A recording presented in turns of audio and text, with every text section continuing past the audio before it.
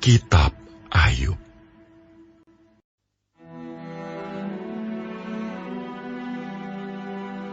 Aku telah menetapkan syarat bagi mataku. Masakan aku memperhatikan anak dara? Karena bagian apakah yang ditentukan Allah dari atas? Milik pusaka apakah yang ditetapkan yang maha kuasa dari tempat yang tinggi? Bukankah kebinasaan bagi orang yang curang dan kemalangan bagi yang melakukan kejahatan? Bukankah Allah yang mengamat-amati jalanku dan menghitung segala langkahku? Jikalau aku bergaul dengan dusta, atau kakiku cepat melangkah ke tipu daya, biarlah aku ditimbang di atas neraca yang teliti. Maka Allah akan mengetahui bahwa aku tidak bersalah.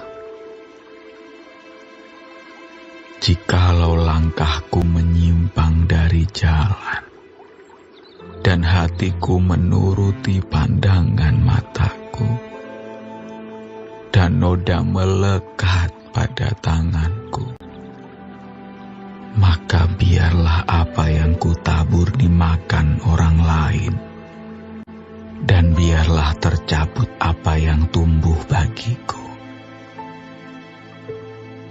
Jikalau hatiku tertarik kepada perempuan, dan aku menghadang di pintu sesamaku, maka biarlah istriku menggiling bagi orang lain, dan biarlah orang-orang lain meniduri dia. Karena hal itu adalah perbuatan mesum, bahkan kejahatan yang patut dihukum oleh hakim. Sesungguhnya, itulah api yang memakan habis dan menghanguskan seluruh hasilku.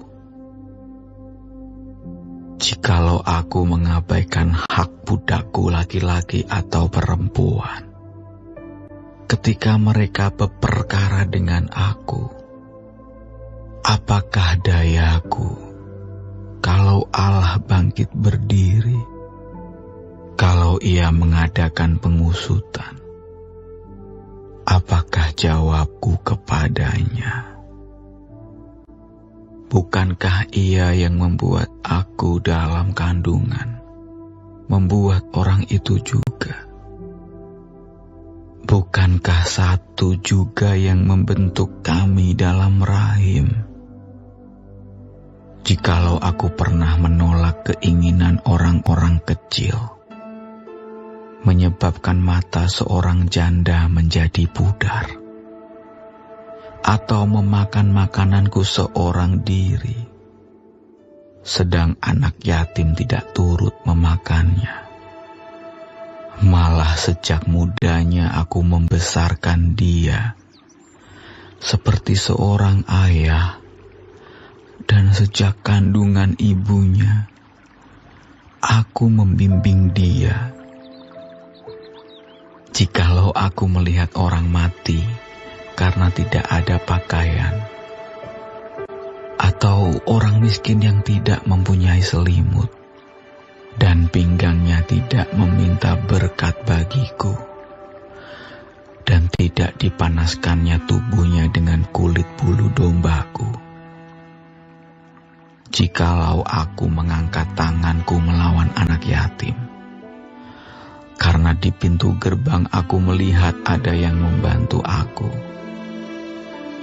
maka biarlah tulang belikatku lepas dari bahuku, dan lenganku dipatahkan dari persendiannya.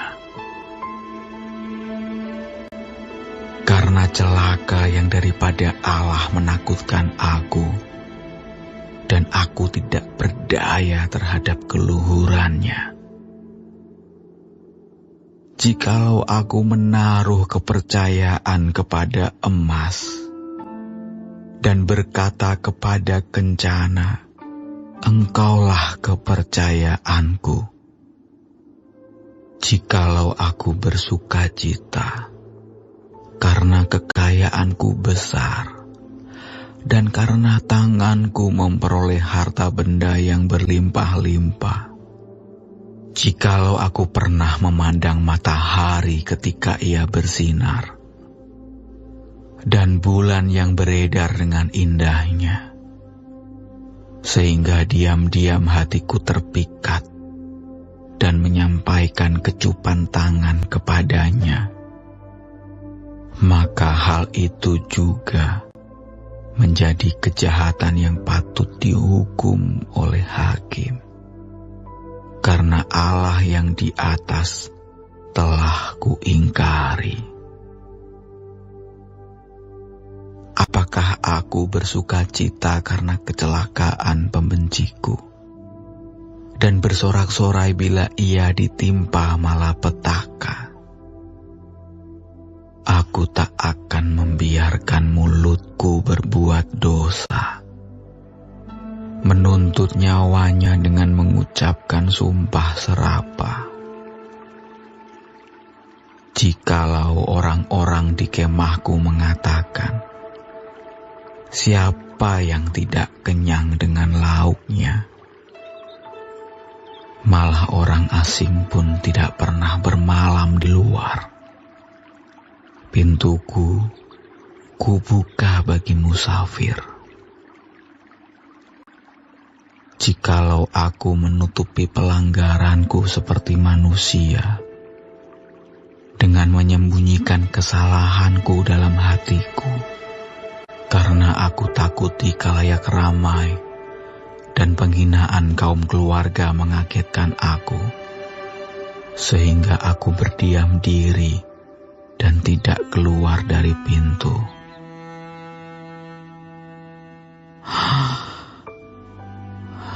Sekiranya ada yang mendengarkan aku, inilah tanda tanganku. Hendaklah Yang Maha Kuasa menjawab aku. Sekiranya ada surat tuduhan yang ditulis lawanku, sungguh surat itu akan kupikul dan akan kupakai bagaikan mahkota. Setiap langkahku akan kuberitahukan kepadanya. Selaku pemuka, aku akan menghadap dia. Jikalau ladangku berteriak karena aku, dan alur bajaknya menangis bersama-sama, jikalau aku memakan habis hasilnya dengan tidak membayar, dan menyusahkan pemilik-pemiliknya, maka biarlah bukan gandum yang tumbuh, tetapi onak, dan bukan jelai, tetapi lalang. Sekianlah kata-kata Ayub.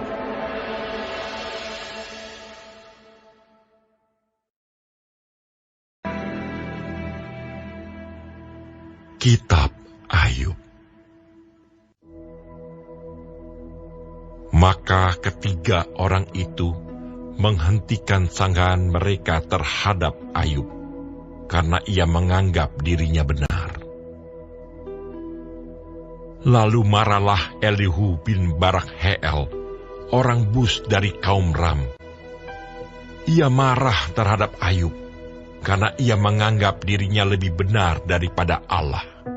Dan ia juga marah terhadap ketiga orang sahabat itu, karena mereka mempersalahkan Ayub, meskipun tidak dapat memberikan sanggahan. Elihu menangguhkan bicaranya dengan Ayub, karena mereka lebih tua daripada dia.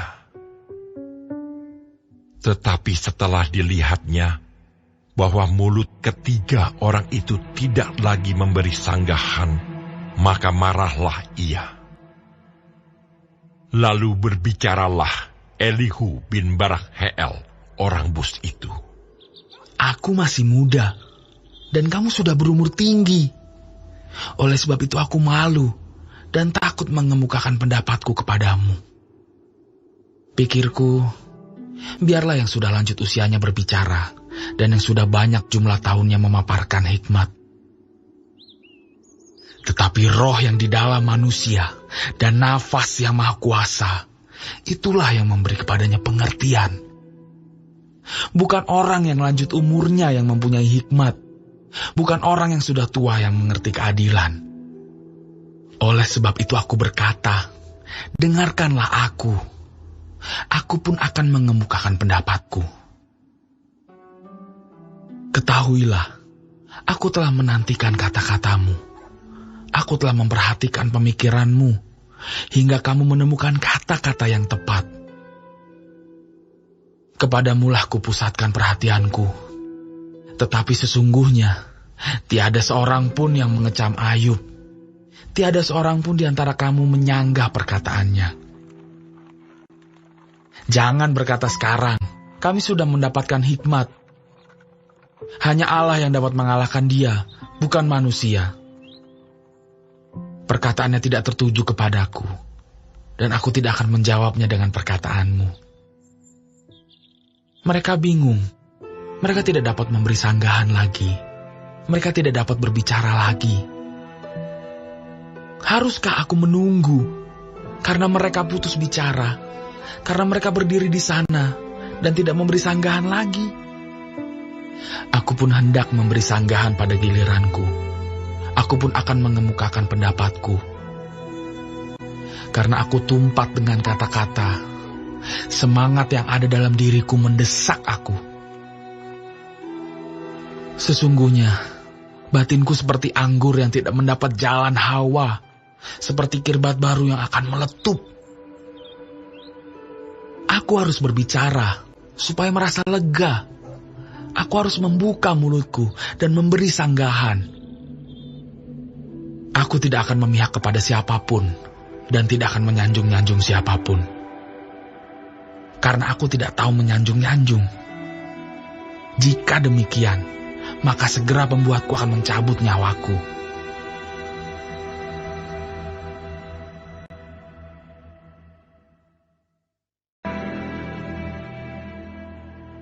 Kitab Ayub.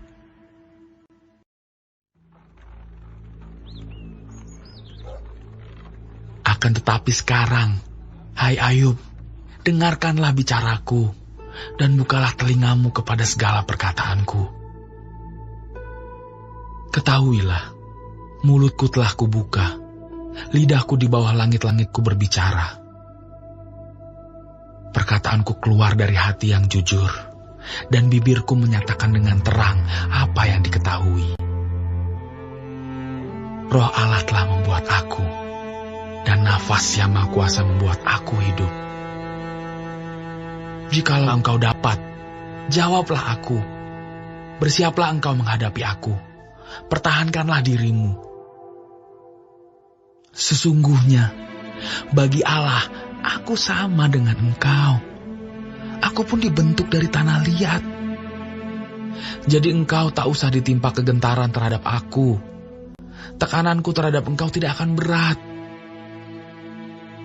Tetapi engkau telah berbicara dekat telingaku, dan ucapan-ucapanmu telah kudengar. Aku bersih. Aku tidak melakukan pelanggaran. Aku suci. Aku tidak ada kesalahan. Tetapi ia mendapat alasan terhadap aku. Ia menganggap aku sebagai musuhnya. Ia memasukkan kakiku ke dalam pasung. Ia mengawasi segala jalanku. Sesungguhnya, dalam hal itu engkau tidak benar. Demikian sanggahanku kepadamu. karena Allah itu lebih daripada manusia. Mengapa engkau berbantah dengan Dia bahwa Dia tidak menjawab segala perkataanmu? Karena Allah berfirman dengan 1-2 cara, tetapi orang tidak memperhatikannya. Dalam mimpi, dalam penglihatan waktu malam, bila orang nyenyak tidur, bila berbaring di atas tempat tidur, maka Ia membuka telinga manusia dan mengejutkan mereka dengan teguran-teguran, untuk menghalangi manusia daripada perbuatannya dan melenyapkan kesombongan orang, untuk menahan nyawanya daripada liang kubur dan hidupnya daripada maut oleh lembing. Dengan penderitaan Ia ditegur di tempat tidurnya dan berkobar terus-menerus bentrokan dalam tulang-tulangnya. Perutnya bosan makanan, hilang nafsunya untuk makanan yang lezat-lezat. Susutlah dagingnya, sehingga tidak kelihatan lagi. Tulang-tulangnya yang mula-mula tidak tampak, menonjol keluar, sampai nyawanya menghampiri liang kubur, dan hidupnya mendekati mereka yang membawa maut. Jikalau di sampingnya ada malaikat, penengah, 1 di antara 1000, untuk menyatakan jalan yang benar kepada manusia, maka Ia akan mengasihaninya dengan berfirman, "Lepaskan dia, supaya jangan ia turun ke liang kubur. Uang tebusan telah kuperoleh." Tubuhnya mengalami kesegaran seorang pemuda. Ia seperti pada masa mudanya. Ia berdoa kepada Allah, dan Allah berkenan menerimanya. Ia akan memandang wajahnya dengan bersorak-sorai, dan Allah mengembalikan kebenaran kepada manusia. Ia akan bernyanyi di depan orang, "Aku telah berbuat dosa, dan yang telah lurus telah kubengkokkan, tetapi hal itu tidak dibalaskan kepadaku. Ia telah membebaskan nyawaku dari jalan liang kubur, dan hidupku akan melihat terang." Sesungguhnya, semuanya ini dilakukan Allah 2-3 kali terhadap manusia, mengembalikan nyawanya dari liang kubur, sehingga ia diterangi oleh cahaya hidup. Perhatikanlah, hai Ayub, dengarkanlah aku, diamlah, akulah yang berbicara. Jikalau ada yang hendak kau katakan, jawablah aku, berkatalah, karena aku rela membenarkan engkau. Jikalau tidak, hendaklah engkau mendengarkan aku, diamlah, aku hendak mengajarkan hikmat kepadamu.